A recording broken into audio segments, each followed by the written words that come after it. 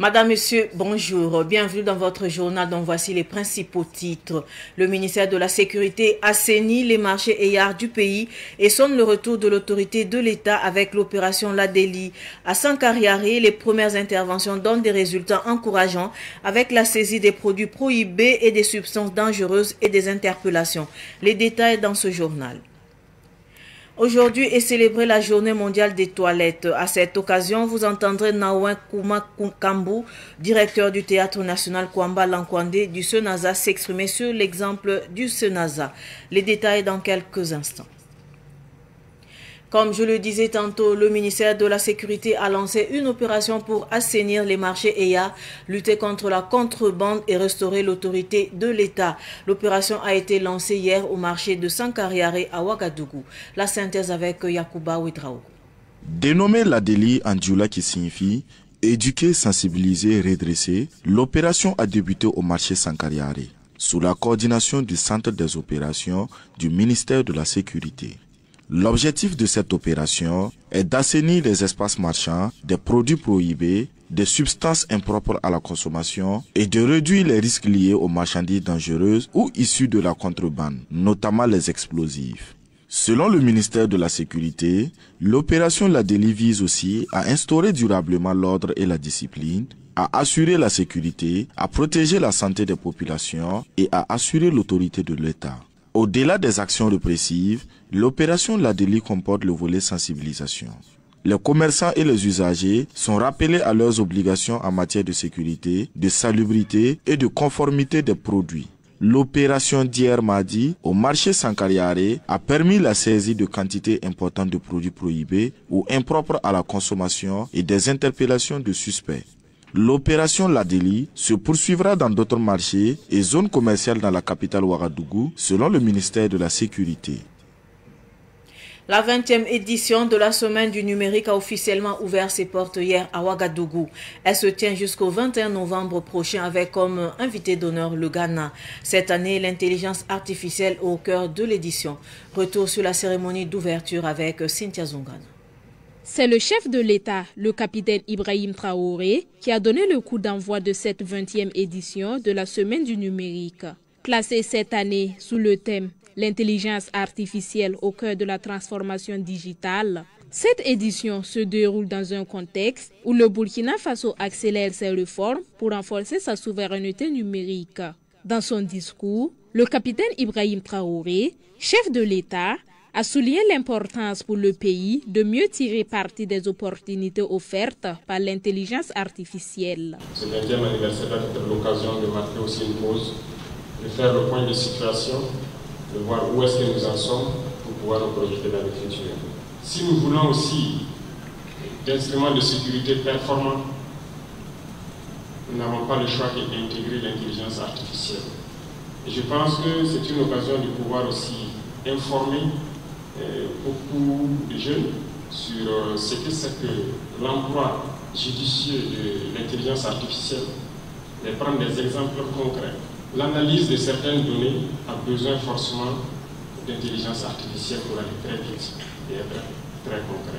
Bien que nous parlons des bienfaits de l'intelligence artificielle, je vous enjoins de commencer la sensibilisation également de la jeunesse sur les méfaits de l'intelligence artificielle.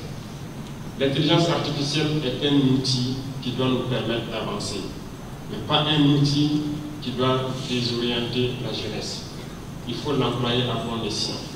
Dans la continuité des orientations données par le président du Faso, le capitaine Ibrahim Traoré, la ministre en charge de la transition digitale pour sa part, a pris l'engagement au nom des acteurs de l'écosystème numérique de développer des solutions d'intelligence artificielle made in Burkina, adaptées aux besoins et aux réalités du pays. Notre démarche est claire. Nous ne voulons pas d'une IA importée qui renforcera notre dépendance et détruira nos chaînes de valeur. Nous ambitionnons de mettre en place une IA qui nous ressemble, alignée sur nos priorités, conçue suivant nos besoins et adaptée à nos réalités. Cette IA sera l'allié qui nous permettra de faire des avancées significatives dans notre quête d'une souveraineté totale. Camarades président du Faso, Je me permets de prendre l'engagement au nom des acteurs de l'écosystème numérique que nous travaillerons à être pleinement ces acteurs qui créeront nos propres outils IA. Je peux prendre cet engagement au regard des initiatives déjà en cours, sous vos autres orientations et votre impulsion, lesquelles attestent de notre capacité à réussir. Vos orientations, camarades présidents, ont bien été entendues, bien prises et guident nos actions. Notre IA aura un visage profondément humain. Loin de se substituer à l'humain, elle aidera à se perfectionner. Elle ne saurait l'avilir, mais lui offrira au contraire les moyens de sa pleine émancipation. La 20e édition de la Semaine du numérique se tient du 18 au 21 novembre au CIAO. Le Ghana est le pays invité d'honneur de l'édition 2025 et les pays frères de l'AES que sont le Mali et le Niger sont les pays invités spéciaux. Tout autre sujet à présent, des producteurs de tomates ont tenu hier à Lumbila une rencontre de concertation sur l'attitude de la coopérative Wansongda. L'objectif était de faciliter une prise de décision entre producteurs face aux différends qui les opposent à la dite coopérative. Le compte rendu de Yacouba Ouedraogo et de Romaric Nikiema. Venus de plusieurs localités du Burkina Faso, notamment de Yako, de Bassi-Tenga, de Koudougou, de Manga et de Dakola, à la frontière entre le Burkina Faso et le Ghana. Des producteurs de tomates ont tenu un cadre de concertation et de prise de décision face à l'attitude de la coopérative Wansongda. Aujourd'hui, nous sommes venus pour se voir, on va trouver une solution, on va saisir une solution pour pouvoir vendre nos tomates là. Sinon, c'est pas facile avec nous. Ça veut dire que le fois passé, on a entendu qu'il y a des camions qui sont venus pour enlever nos tomates là. Et puis, il y a des gens qui sont sortis, bloquer les camions là, et puis les jeter et d'autres camions, ils sont repartis vides. Avant d'aller les véhicules, nous a même pas informé quelque chose. C'est un bon matin qu'ils sont réveillés, et puis on a trouvé qu'ils ont commencé à bloquer les camions là. Sinon, on ne savait même pas. Selon les producteurs, l'action de la coopérative Wansongda a freiné leur activité de vente de tomates qui sont déjà mûres. Toutes les cultivateurs sont en train de pleurer parce qu'on a rejeté les camions. Mais c'est à propos des caisses là. À propos des caisses là, ils ont dit que c'est une caisse qu'on doit acheter à Ouagadougou ou au Ghana. Or pourtant les Ghanéens, il y en a qui vendent au Kumasi, il y en a qui vendent à Accra. On ne peut pas vendre avec le même caisse. On ne peut pas vendre avec. Il y a une caisse de carton, il y a une caisse il y a le gros caisse, il y a le demi. Nous voulons négocier, on va laisser, les Ghanéens vont rentrer, acheter nos tomates puisque ça ne se gâte pas. Sinon, ce n'est pas facile avec nous. Dans le brousse là, chacun a fait son possible pour aller cultiver. Mais s'il y a des gens qui sont bloqués ça, puisqu'on ne cultive pas, puisqu'on ne vend pas, on va faire comment pour payer les enfants avec les choses qu'on a estimées là-bas. Là. Donc c'est un peu compliqué avec nous. Donc nous sommes venus pour se voir, pour voir comment on va faire, puisque les Ghanéens viennent. On va partir là-bas où on va les appeler, on va les rembourser les taxes qu'on les a almané le fois passé. Voilà, on va voir ce qu'on va faire pour que les choses là puissent se réunir. Pour sauver la collaboration entre producteurs de tomates et acheteurs ghanéens, ils ont entrepris de cotiser la somme de 1 million de francs CFA pour rembourser l'amende encaissée par la coopérative. Les producteurs de tomates avaient déjà tenu une première manifestation de protestation et de dénonciation le 13 novembre dernier à Lumbila. Parlons à présent de l'affaire du maître coranique accusé de sévices sur un enfant de 13 ans.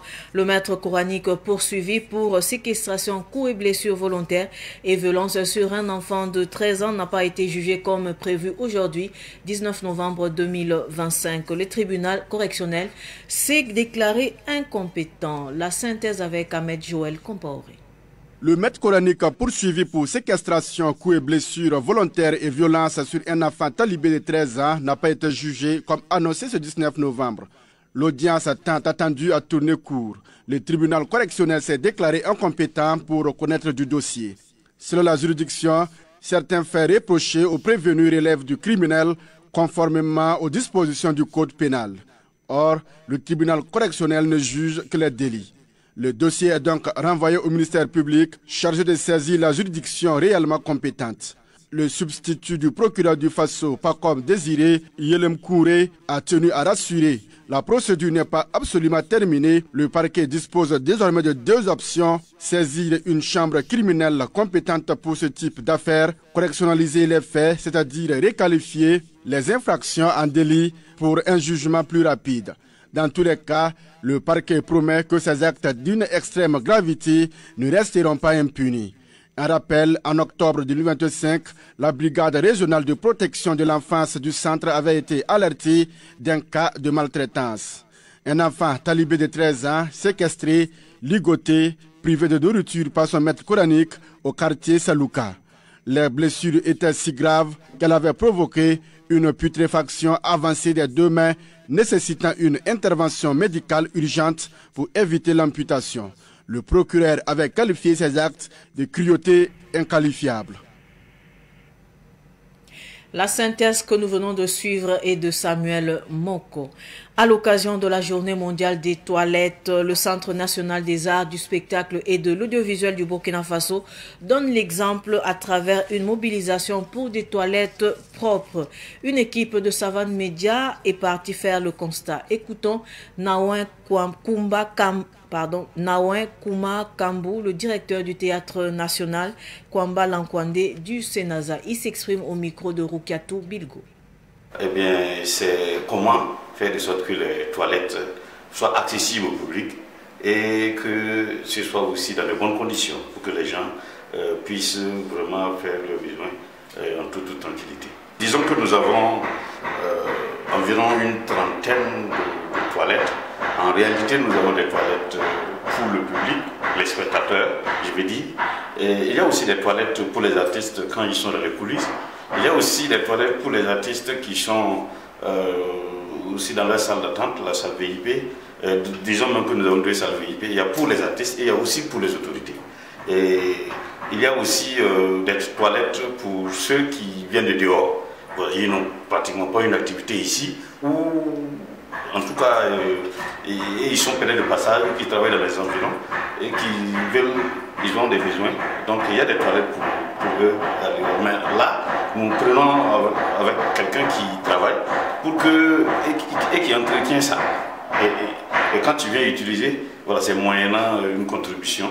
Pour donc les gérer, disons que le Sénaza étant une structure publique, nous contractualisons donc avec un prestataire qui est chargé donc du nettoyage chaque jour. Parce que je dirais toujours que c'est le premier constat qu'un visiteur voit. Parce qu'ici, il ne nettoie pas que les toilettes, c'est vrai, c'est même la cour. Ils sont chargés de nettoyer que la cour. Si tu viens trouver des tas d'ordures déposées par-ci, par-là, cela te donne une idée de comment est la structure. Ainsi s'achève cette édition d'information. Merci de rester fidèle au programme de Savane TV. Au revoir.